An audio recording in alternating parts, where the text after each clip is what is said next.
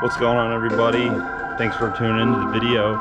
Today I'm going to talk about something a little bit different, and it's something I've really never talked about or got into, but it's something that I have a lot of interest in, and that is the mentality of bass tournaments, just in general, not on specific lakes or anything like that. But you know, I really think winning tournaments or doing good in tournaments, it does have a lot to do with if you're on fish or how good your practice was and things like that. But you got to think back to the days in the tournaments where you didn't have a good practice, or you had no practice, or you kind of went into a tournament feeling blind, whether you practiced for 3 days or whatever. And you know, why did you do good on those days? Those are kind of the things that I think about a lot. And I'm going to use the tournament that I just won, the last video I just posted, as an example. You know, first day of the tournament, you guys saw I caught a lot of fish, and it was, I'm not going to say the fishing was easy, and I did have a good opportunity on I wouldn't say a random fish, but a very opportunistic fish on day one, that one that came out and ate that swim jig.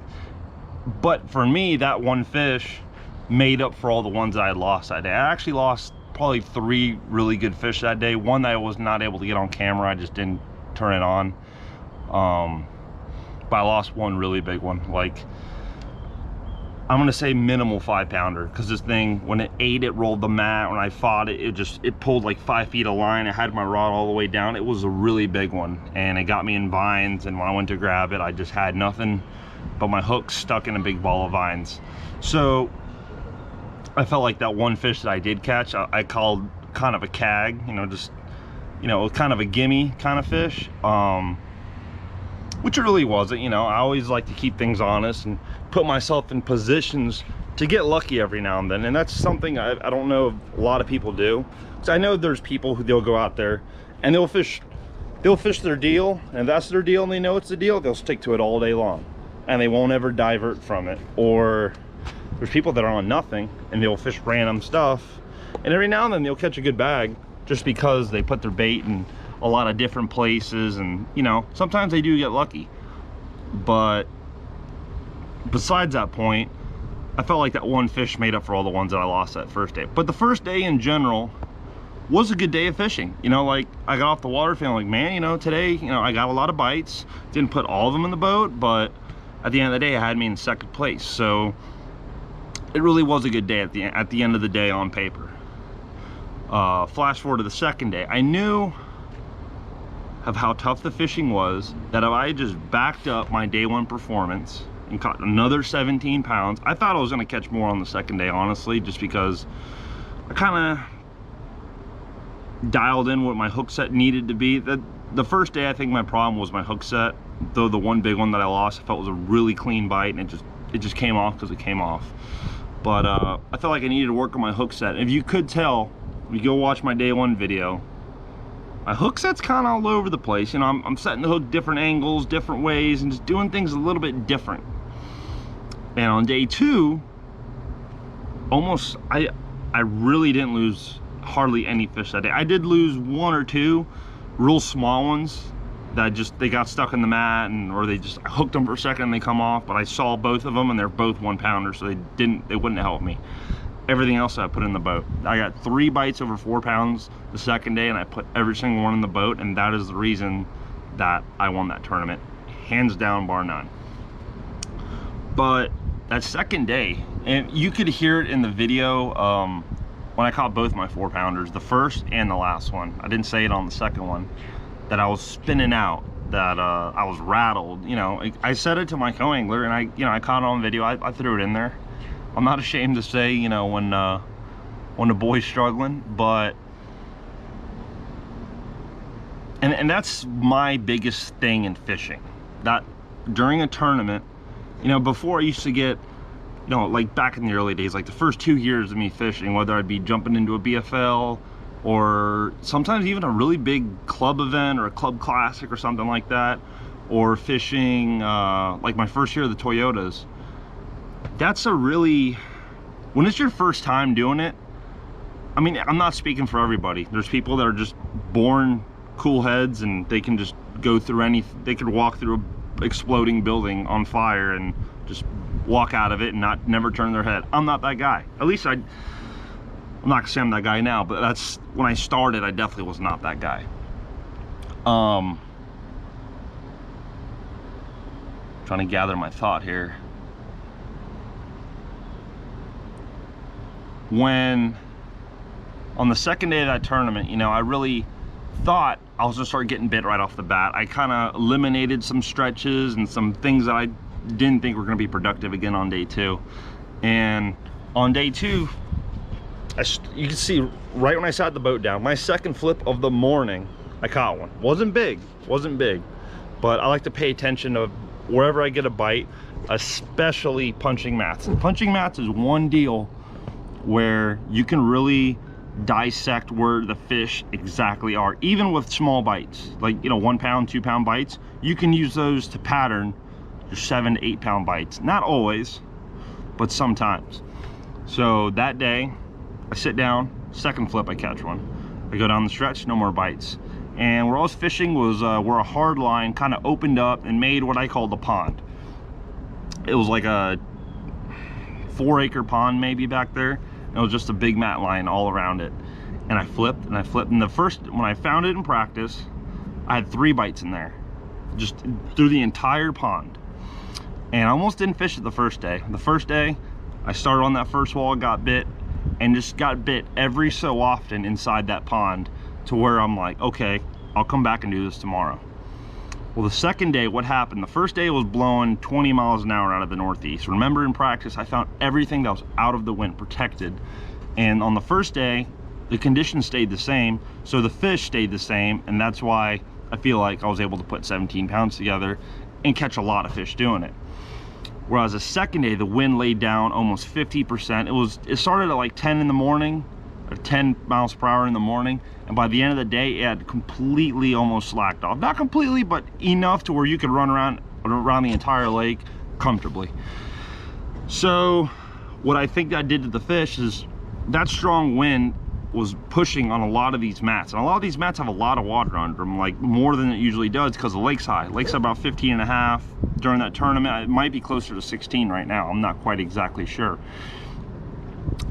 And those fish didn't want to be in that deeper water with that wind hammering on, because when you have more water, those are bigger waves. Whoa, those are bigger waves. That's more water blowing into the stuff, and those fish didn't want to be disturbed like that. So that kind of knocked them back into that little pond area. And that's why I caught them the first day all throughout. Second day, I never had a single bite in the entire, what I call the pond area. I'm like, this is not right. But then I remember there was a wall that's been out of the wind since practice till now. It's just like a little wall where the wall kind of bends and comes out, and then actually leads to the main wall. I call it a wall, going into that pocket, into that pond. And I'm like, I should get a bite there. And every day that I'd ever fished it, there's always fish, you know, popping up, being active in the back of that deal. So I go back there and get 4 bites real quick. I'm like, okay, but they're all small. So maybe the quality might have left, maybe they're shut down, whatever. But I did get all my bites that morning up until about, I think it was 9:30 or 10 when I got out of there. All my bites were in the mouth of the deal. And I'm like, okay. And there was one small point of mats, like literally, this is a horrible example, but say this is the mat line. If there was like a little pennywort mat that came out and just made a small point almost over open water, just kind of out and away from that main mat or the main hard line, that's where I would get my bite. Or that was a very, very high percentage area, because I saw that I was coming up to it, I'm like, that should be a bite. You know, most days you're like, that should be a bite. But that day, that's where the bites were. It was all in the points. It was all in the first drop or first pump. That's why you saw me fishing really, really fast. I pretty much eliminated the need to sit there and yo-yo my bait. I tried it several times in the day, never worked out. And it usually seems like I got smaller bites when I did that. So that day I'm just like, I'm gonna flip it in there, let it go to the bottom, pull it up, nothing, pull it out, next one. Just, I was trying to cover as much water and be as efficient as possible. And that's the same thing I did in practice. And that one day of practice, I had 20 bites and just fishing that way. So I really felt no need to change. So, and when I went to my next spot, I kept in my mind that you need to target the mouths of cuts or points in the mats, or just obvious outer places that are in the mat. And the second day, that's what I did. And I would keep other stuff honest, like I always do, but by the third or fourth fish in my next spot, they had all come on points. Whether it was a point in the mat, a point of, you're going down a straight line, there's like a little, extra part of the mat that sticks out like another 6 inches. That's where they wanted to be. So I went ahead and I fished that, and I started getting bit. And then finally, you saw the one I was eating the sandwich, and I caught that first 4. When I put that fish in the boat, I said, I'm glad I caught this fish because I was starting to get rattled. Or I said something to that effect. And that's where I'm going with this whole mental thing, is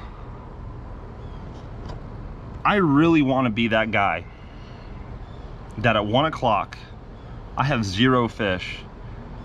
And my head is almost, I'm saying almost because we are all human, we all go through the same thing, that your head is almost in the same place that it was in the morning, which is, I'm gonna take my time, I'm gonna fish what I need to fish, and I'm going to catch them by the end of the day. If you can maintain that same mindset, now granted, if it's the last 2 hours of the day, you realistically have like an hour 20, hour 30 minutes left to fish, if you're far from the ramp, or something like that. You're gonna fish a little bit faster just because you're trying to cover more water, you're trying to put your bait in front of more, like you're just trying to get a bite at that point, if you have 0 fish. And that's where I was at, because you saw I put the timestamps and everything when I was catching fish. I had 7.5 pounds at 11 o'clock. I knew that was gonna do absolutely nothing for me. Maybe cash me a check, but when you're that close to winning, and there's really no other incentive to finish anywhere else besides win, you want to go for the win. I mean, listen, here's my deal. Why are you gonna buy a $60,000 boat, put lithium batteries, which I don't have, but that's besides the point, put 16-inch graph, 30 rods, 360? Why are you gonna spend all of that money to do all of this stuff, to fish all these tournaments, if you're not going to go for the win? I mean, isn't that why you showed up? Like, that's why we do this. Yeah, there's camaraderie, you get to hang out with friends for the weekend or for the day or that afternoon, whatever. There's all that goes into fishing, and that will always be part of fishing, and that'll always be part of why I love tournament fishing. But I got that thing. Listen, I could still be fishing out my 1997 old green Ranger, and there was nothing wrong with that thing. That thing was the green machine.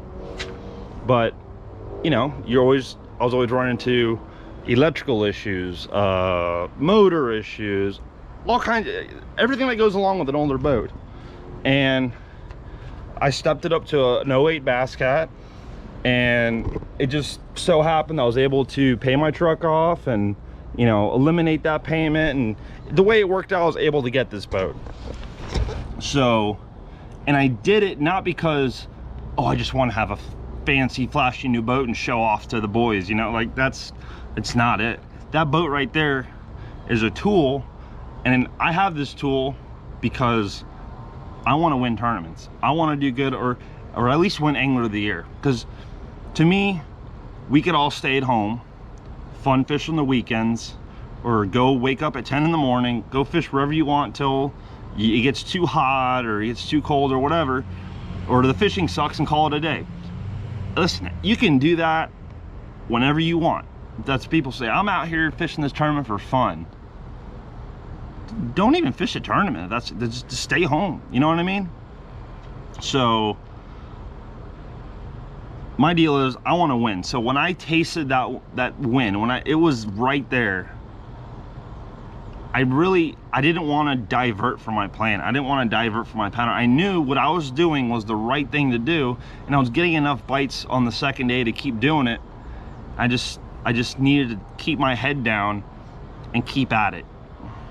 I knew I was going somewhere else with it, and I kind of went off on a little tangent, but we're still on the same basis of what I'm talking about. But it was, I'm gonna say 12 o'clock when I caught that first 4-pounder, and that relieved not a lot of weight, because I still needed more fish than that, but it just took, I'm like, that's one less fish I gotta catch. It just took the monkey off my back. I'm like, that's one less fish that I need to catch. And at that point I had 4 fish in the 1-pound range in my bag, and I'm like, at least 2 more. Give me at least 2, you know, just give me another 4-pounder and some 2-pounders. Like, just let me get a decent bag to at least have a chance at it. And I kept going, and I started catching numbers, and I just knew at one point you can't go down a mat line and catch 6 or 7 dinks and not get that one big, at least lately for me, what I've seen, and not get that one bigger bite. And that's what happened. I came around the corner, actually kept going down this line that I didn't fish the day before or in practice, and I didn't fish in practice because there was a boat there, but I kept going, and then boom, 4-pounder, brand new water, fresh water. It was still on the opposite side of the bank where I was getting bit, and it was kind of down that same line where I lost that big fish the day before, but I just kept getting bit. I stayed with it. I'm like, you know, because deep down inside you're like, well, in practice, you know, that stretch over there is where I got bit, and you're over here and you want to get over there, but sometimes you just got to get out of your own head. You got to lose your ego and realize, listen, where you're at, you're getting bit, you're catching fish, you need to stay here and just ride it out. If, hey, 10 minutes you stop getting bit, or it feels dead, then you make that move. But something told me just stay with it, and I caught that 1-4, and I actually went across to my good stretch, lost 2 short bites. They just felt really weird. Never caught a fish off of it, off the stretch that I specifically came there to fish. I actually stopped early on that stretch because I lost that big one there the day before, because I accidentally stopped there early on the first day because I just had my map zoomed out too far or whatever. I thought it was close, it looked the same. I sat down, I realized, I'm like, oh, well, my stuff's way over there. But I said, you know what, let me just chill out and fish my way there. This is all new water. It's only gonna take me 10-15 minutes to fish. And I lost that big bite. And on day 1, that was kind of a waste, but it wasn't a waste, because that's what got me to start early on the same area there on day 2 and get that first 4-pound bite. And it made me stay there and get that second 4-pound bite. So sometimes you just got to ride the wave, get the feeling of how things are going, and just, you cannot force the issue sometimes. Sometimes you're just like, you're so hung up on practice, you're hung up on, you know, I'm in 2nd place going into this tournament, what I'm doing is the right thing. Yeah, it was the right thing. That's all in the past. You got to live that day for the day that it is. You got to keep going and fishing. You know, you've heard it a million times. There's a freaking YouTube channel named after it, stolen from my guy. Whatever. Fish the moment. I mean, that's the biggest thing in fishing. Fish the moment. And I mean, I'm kind of losing myself here, but that's that. So. And I go fish one more spot where I caught that 5 the day before, and I knew before I got there that it wasn't going to be good. I'm just like, there may be a chance I get a bite here, but that 1 5-pounder was the only thing that I caught there that was like, okay, wow, you know, this is good. And I fished it for like 20 minutes, and just everything was sprayed dead. Seemed a little bit more dead than the day before. Just, there wasn't enough wind on it, I don't feel like. It just wasn't right. And I flipped almost every mat in there that I felt was productive. I just caught 1 small tiny fish. I'm like, I'm out of here. There's no reason to stay here. So I pulled the plug on that pretty quick, and I went to this one spot where I actually had 3 bites in practice there. I never got it in the practice video, and I call it the hidey hole, because in the past 2 years I've been able to go in there during the spawn and actually catch spawning fish on little isolated stick-ups and reeds and stuff like that. But it wasn't a spot you go there and you catch 20 pounds. It was like you might get 1 4-pound bite and pick out a couple small ones, but there's only like 20, 25 targets in there that you could actually fish. So, you know, it's kind of like a little sneak hole to pull in and catch some fish. So I call it the hidey hole. Now it's completely blown through, it's totally different, but I figured my Matt bites are close to areas where they have spawned in the past. So I'm just like, let me just roll in that general area and kind of fish around.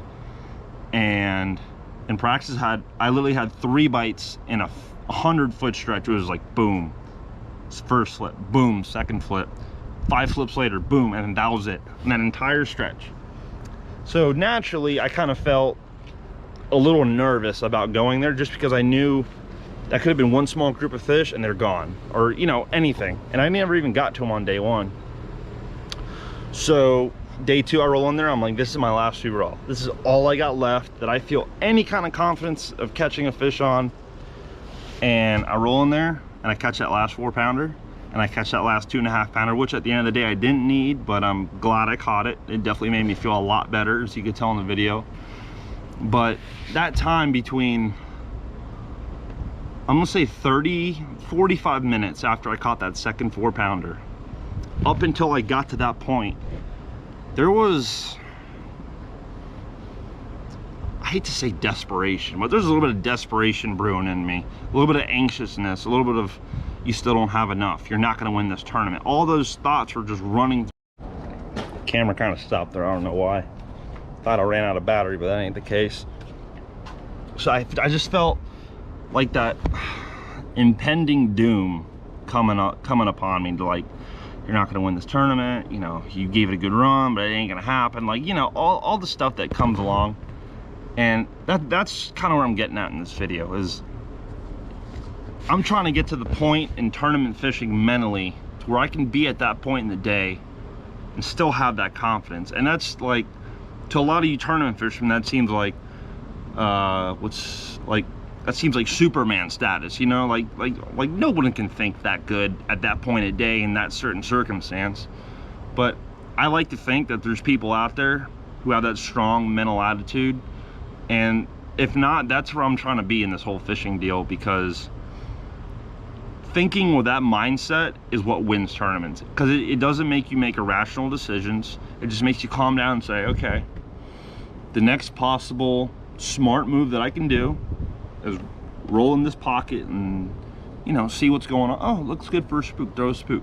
Boom, catch a 4 or 5-pounder. I've done that before. I've done it with Nick. We've done it in a tournament. We've been 12 pounds at 210, and we're running back and we're like, we got one more spot, we got like 15 minutes to flip it. Let's just go there, because it's like, that's all we got. We roll in there and Nick catches a 6-pounder flipping. And you know, I'm not bragging on me and Nick, but we make a very, very good team, and we've literally cashed a check in every tournament that we've fished in at least the last calendar year. I can't think back any further. I could sit down and put the numbers together, but we do damn good on the lake. And that's something that I'm not even gonna lie, that Nick kind of instilled in me a little bit. I used to be like, in practice, this is my pattern, I'm gonna do this in the tournament. And guess what? If during the tournament the fish are doing the same thing, I'm gonna freaking whack them. Like, but I'm like, that goes for everybody. If you have a great tournament, you go back there and the fish are doing the exact same thing, of course you're gonna catch them. But that was my strength. I was good at finding fish in practice, and it all depended on if they held up. I wasn't very good at adjusting, which to me is the biggest thing in tournament fishing by far and large. And Nick was always the kind of dude that, hey, if 11 o'clock, what we're doing sucks, it's not working, let's just do something else. Like, it's so common sense, but it's, in fishing, we get so emotionally attached to spots, areas, baits, certain conditions, just things like that. We just get so attached to it, we don't want to leave it, because, and at the end of the day, you're just trying to do good. You're trying to cash a check, you're trying to win the tournament. You shouldn't be attached to those things. I mean, doing that is what makes you lose tournaments. At the end of the day, that's what makes you do bad. When you stick to something, I mean, granted, you're sticking to it because you want to do good in the tournament, but at a certain point in the day, it just kind of dawns on you that no matter how hard you try or perfectly execute whatever you're doing, whether you can make the quietest flip in the world, if, like, listen, if they're not biting a jig and reeds, I don't care if Brandon Medlock's hitting every best stretch in the entire lake with a Medlock jig. He ain't gonna catch him. It don't matter if there's not a Matt bite anywhere to be found. I don't care if Kiso, Brandon McMillan, the best punchers on the lake, or Jared McMillan, just, you know, all the usual suspects. If they punch Matts all day, they're not going to catch him because they're not doing that. You know what I mean? I mean, granted, it's never a universal thing where they're not biting that across the whole lake, but there are times. But you guys get the gist of what I'm saying. It doesn't matter how good you are at something, or you know, how good of a historical pattern it is. If they're not eating a frog, and Cale Stevens is out there popping a frog all day, Cale, you ain't gonna catch him. Neither am I, neither is no one else, just because it's not happening. So this video is pretty much keep an open mind and try and be mentally strong when it comes to fishing tournaments. You got to be willing to say, listen, what I'm doing is not right. I need to pull the plug. I need to go do something else. And it's also about keeping your head together. Like, and I'll give one more example, and I'll shut this whole show down. But I was at Lake Seminole for a regional. I want to say this is 2018, 2019, somewhere in that range. I think it's 2019. I don't know, whatever. I went up there, and you know, pretty much the same thing I always do in Seminole in the fall. That usually never works out for me, but whatever. Works out for some people. Kiso again. I was really dialed in on a mat flipping deal, and not flipping mats, flipping hydrilla in 15 feet of water. Just, you know, you flip and like you click your bail, set your rod down, eat a sandwich, have a drink, you pick your rod up, it's still falling, like one of them deals. But it's not that bad. But I had fished all of my best stretches, and you know, mixed some moving baits in and stuff throughout the day. But I pushed all that, and at 12 o'clock I hadn't had literally a bite, hadn't missed a bite, hadn't had a single bite. And I'm just like, oh my god, like I'm gonna choke, like I'm not gonna catch a bass on the first day of the regional. It's like, you know, it's one of them nightmare situations. And I do remember in that tournament, I was feeling like a little bit like that desperation, like, oh my god, oh my god. And I remember this one mat that I found in practice. I'm like, let me just roll in there. You know, it was in Spring Creek. I'm like in the juice, heart of it, you know, like right where they should be. And I roll in there, flip, short bite, really short bite, miss it. Second bite, really weird bite, miss it. I'm like, dude, I gotta put a fish in the boat.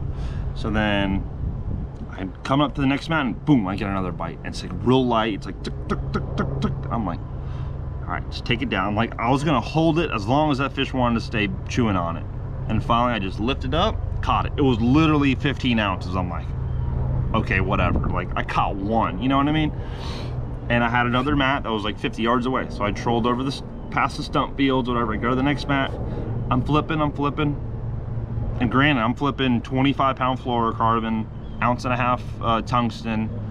And I don't even think I was snelling, because I was scared of a snell on a fluorocarbon. So I just tied a regular knot and just flipping Gambler Burner Crawl. I punched through there, another weird bite. I'm just like, all right. And I did the lightest, I just went, caught a 7-pounder in 15 feet of water in a mat, and it fought. The thing was brawling. I get it out, my co-angler nets it. Okay guys, have you seen the gill on a bass? It comes around like this, and it's got like these little tiny, like smaller, like little slits down there.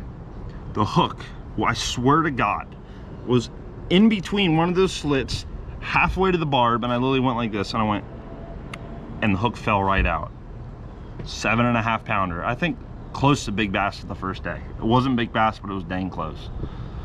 I'm like, okay, I got like almost 9 pounds now. Now I'm like salvaging my whole day. I kept going, boop, 3-pounder. I got 12, I don't know what I had, 12, 13 pounds. I'm like we're doing this. And you know, it's coming down to crunch time. Oh my God, Siri is literally recording everything. Take it easy. And I'm like, oh my God, like, oh my, like I'm gonna, you know, I'm in a position to do good. And of course, I'm doing it at 3:30. It's a 35-minute run back to the ramp.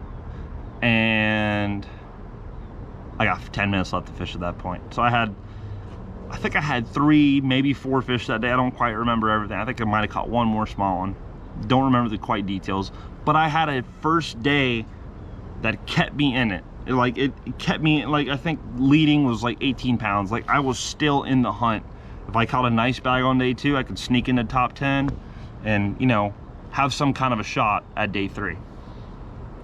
Day 2, I choked, but those are for reasons completely beyond anything. But I probably made some bad mental decisions. So basically what I'm trying to say is, day 1 of the Seminole Regional, I had 0 pounds, 0 bites at like 12:30 in the afternoon. 12:30, that's almost your whole day. You got 2.5 hours left to fish. Common sense would tell you, you couldn't catch a fish in those first 5-6 hours. What makes you think you're gonna catch them in the last 2? Well, that's a mentality that you gotta get out of your head. You gotta keep at it, keep going, and man, when you keep that mentality, you will be surprised of how many fish you will actually catch at the end of the day like that. And just sometimes catch a big one, catch a limit, but it's all about keeping your head in it and having the right space mentally. If you guys watch this video to this point, I will honestly commend you to like the fullest extent, because I did go on a rant. I did talk some nonsense, but I feel like I hit some good points. But and that's bass fishing. It's sometimes just throwing practice out, throwing everything out, and just keeping your head in it, using common sense sometimes, and just going fishing. You know what I mean? Just going fishing. That's all we're doing. We're just going fishing. But do it with a killer instinct and a good mindset, and sometimes just fishing turns into just winning. But guys, thank you for watching this video. Like, seriously, like, I know it's been long, but like, subscribe, and the next video you're gonna watch is me and Kale's performance. Me and Kale teamed up for the first time in like 5 years, yeah, and fished. What did we fish? Ghosts and Goblins. And just watch the video and find out, because if I just give it up, half of you will be like, oh, I know how he did. I ain't gonna go ahead and watch it after I've seen he just told me how he caught, you know. So I'm gonna save that for the video. But thanks for watching, guys, and catch you later.